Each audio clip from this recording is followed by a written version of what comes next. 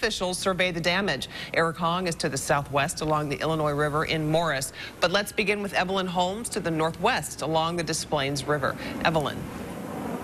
Well, Karen, I am here in Des Plaines on Des Plaines River Road, just north of Toohey, and where I am standing, it is dry. There is no flood water here, but if you look a little further down the road here, plenty of flooded streets. We have a damaged fence there that you can see from the flooded water.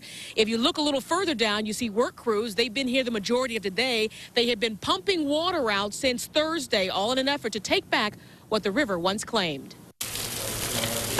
While some in Des Plaines clean up after seeing the floodwater subside a bit. We got more water this time than we did in 07. 07 was another time.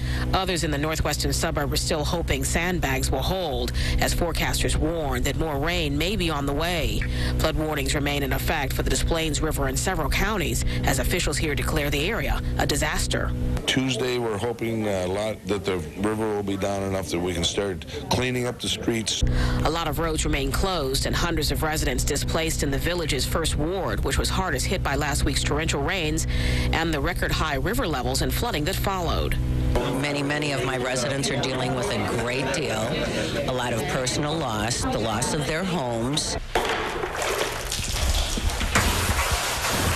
Meanwhile, Sunday not only brought a much-needed break from the rain for those in Chicago's Albany Park neighborhood, but also an announcement of a plan officials say will help curtail future floods.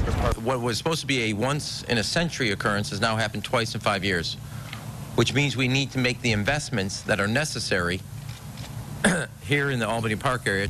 The 2-year, $45 million plus plan by the city and the Metropolitan Water Reclamation District could start next year and involves building an overflow tunnel 1 mile long under Foster Avenue. The long-term solution is to build that diverter tunnel and completely alleviate this problem.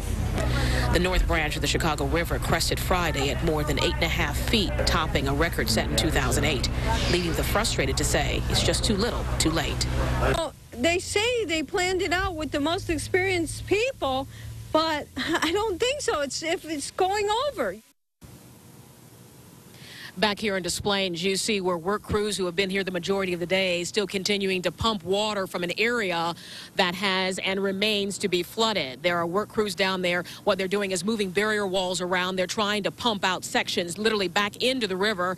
What village officials would like to do is by tomorrow really begin cleaning up the streets in earnest. But of course, they can only do that if the water's gone.